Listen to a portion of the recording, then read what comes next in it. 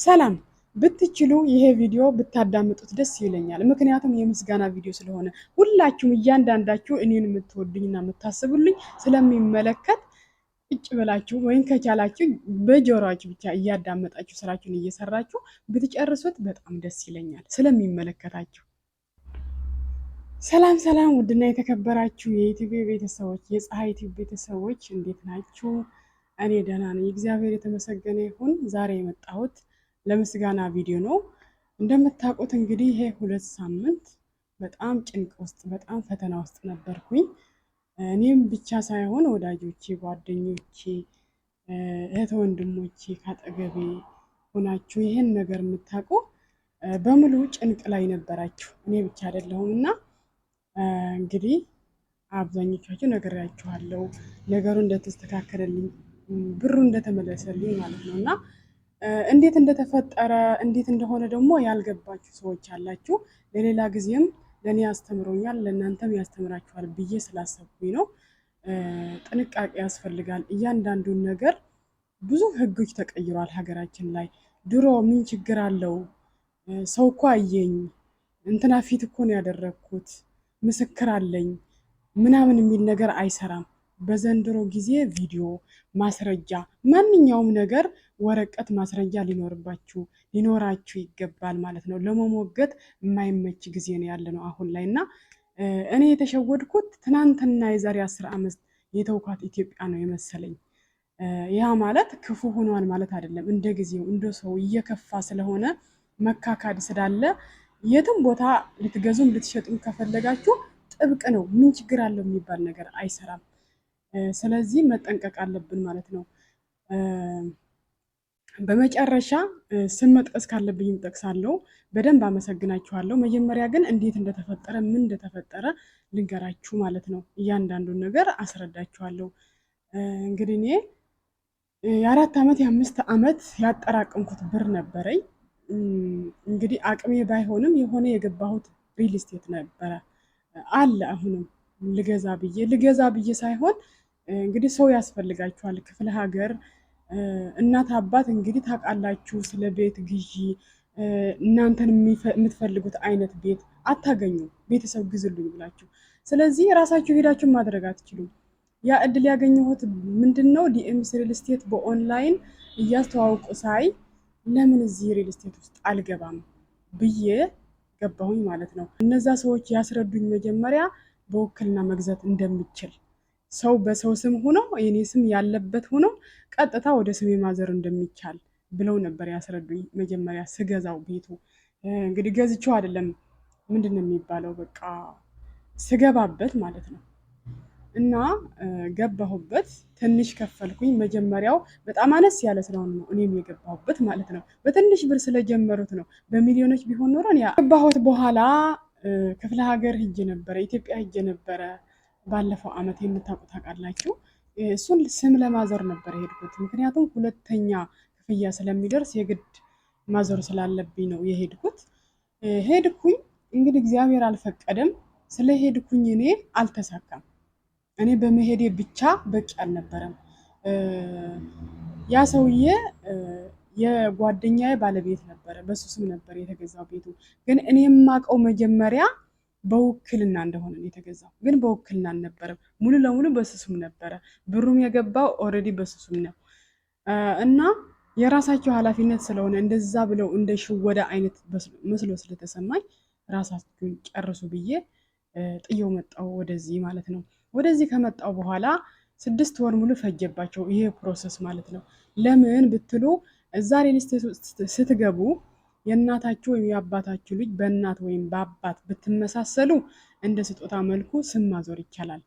አሁን ግን ቤተሰብ ስላልሆን ከሱ ጋር የሚያመሳስልን ስም ስለሌለ የግድ በመሸጥ ነው መተላለፍ ያለበት። በመሸጥ ደግሞ የነሱ ህግ የቤቱ ህግ ካለቀ በኋላ ካርታ ሲሰጥ ነው የሚሸጠው እንጂ ሳያልቅ በፊት በመሸጥ አይዘዋወርም ማለት ነው። ከዛ እንደዛ ከተደረገ በኋላ ልጁ ኦልሬዲ ከልጁ ጋር ተራርቀናል ምናምን፣ ወደ ክፍለ ሀገር ሄደ።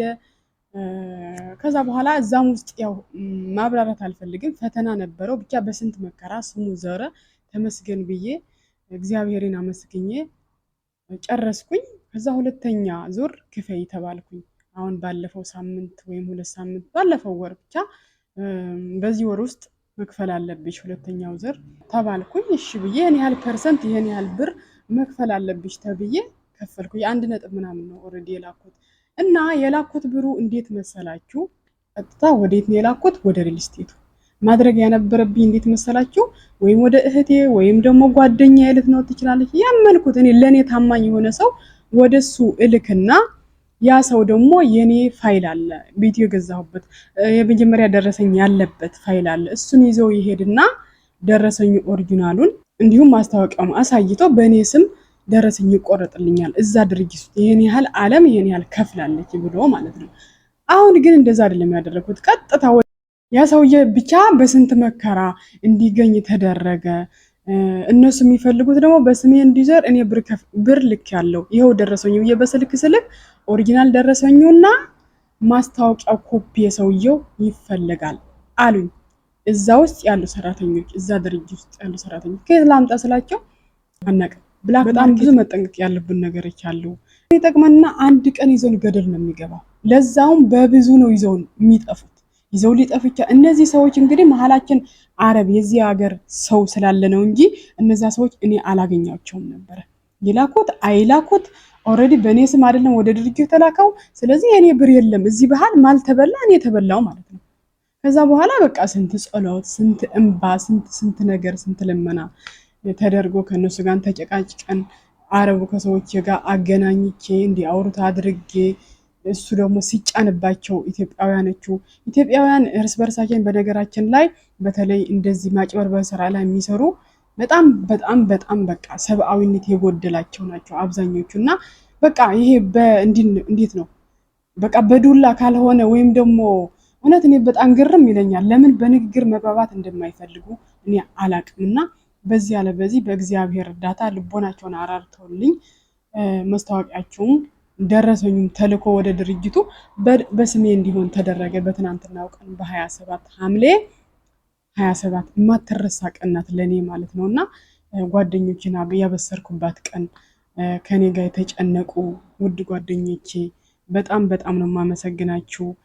እኔን ላለማስጨነቅ ብላችሁ ተሳቃችሁ እንዳው ዝም ብላችሁ እየደወላችሁ ራሱ እንዴት ሆነ ያ ነገር ብላችሁ በቃ ላለመጠየቅ ዳርዳር እያላችሁ እኔን እንዳትጨናነቁ የኔ ያህል ነበረ ለኔ የተጨነቃችሁትና የእውነት በጭንቃችሁ መብራን ትድረስላችሁ። ሁላችሁም ሙስሊሞችም ክርስቲያኖችም ሁላችሁም ጓደኞቼ ሰብአዊነት የሚሰማችሁ የሰው ደስታ እንትና ብዬ ስም ለመዘርዘር ይከብደኛል በጣም ብዙ ስለሆናችሁ እና ከዛ ስም ስዘረዘር ደግሞ ስም ልረሳ ስለምችል ስም ባልጠቅስ ደስ ይለኛል ማለት ነውና ሁላችሁም ታውቃላችሁ። እናንተ ስትጨነቁልኝ ለነበራችሁ በውስጥ መጥቼ ያልነገርኳችሁ ይቅርታ አድርጉልኝ። በቃ እንዴት ነው ማለት በቃ ከተሰማ በኋላ መጥቼ በውስጥ ብነግራችሁ ትርጉም የለውም ብዬ ዝም ያልኩ አላችሁና ትረዱኛላችሁ ብዬ ተስፋ አደርጋለሁ። ያልነገርኳችሁ በጣም ይቅርታ። ከሌላ ሰው እኔ ሳልነግራችሁ ከሌላ የሰማችሁ በጣም ይቅርታ። በእርግጥ የኔ ደስታ ብቻ ነው የሚያስደስታችሁ እንጂ ለምን አልነገረችንም ብላችሁ እንደማትከፉ እርግጠኛ ነኝ እና ስለተጨነቃችሁልኝ ከኔ ጋር በቃ የሷ ጉዳያችን ነው ብላችሁ እየጸለያችሁ እስከ መሳል ድረስ በእውነት ይህን ነገር ሲፈጠር በደስታ ያለቀሳችሁም ጭምራላችሁ፣ ተስላችሁልኝ የነበራችሁም አላችሁና እግዚአብሔር አምላክ እንዳው ክፉ አይንካችሁ። እኔ ምንም ቃላት የለኝም። እውነቴን ነው የምላችሁ። እግዚአብሔር በቃ በህይወታችሁ ሁሉ ከኃጢአት በስተቀር የልባችሁ መሻት ይፈጽምላችሁ፣ የምትጠሉት ያርቅላችሁ፣ የምትወዱት ያቅርብላችሁ፣ የምትፈልጉት ሳይሆን የሚያስፈልጋችሁ የሚጠቅማችሁ ነገር ይስጣችሁ።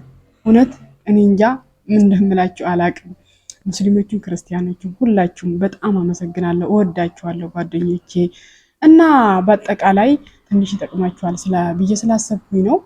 እና ተጠንቀቁ፣ ገንዘባችሁ ላይ ተጠንቀቁ። እኔ እግዚአብሔር አወጣኝ ዛሬ ላይ ግን የሚጠፋባችሁ ሰዎችም አላችሁ እና ይህንን ይመስል ነበር የዛሬ ቪዲዮአችን። የምስጋና ቪዲዮ ነው። በአጠቃላይ ሁሌም አመስጋኝ አድርገን ሁሌም ብስራት ያሰማን፣ ሁሌም መልካም ነገር ያሰማን፣ ሀገራችን ኢትዮጵያ ሰላም ያደርግልን። እንግዲህ ወደ የክፍለ ሀገር ልጆችም ዝናብ ጠፋ፣ ዝናብ የለም የሚሉትንም አረስርሶ እንደው ቡቋያውን አብቅሎ እግዚአብሔር አምላክ ደግሞ መልካም ዜና የምንሰማ ያድርገን። መቼስ ፈጣሪ የፈጠረውን የሰጠውን ጉሮሮ ሳይዘጋ ያድርምና እንግዲህ በማናገው በማንደርስበት አቅም ከመጨነቅ በሱ እንድንታመን እምነታችን ትልቅ አድርግልን። አለማመናችንን ይቅር ይበለን እግዚአብሔር ማለት ነው። አመሰግናለሁ ስለተከታተላችሁኝ። ላይክ ሰብስክራይብ በማድረግ አበረታቱ።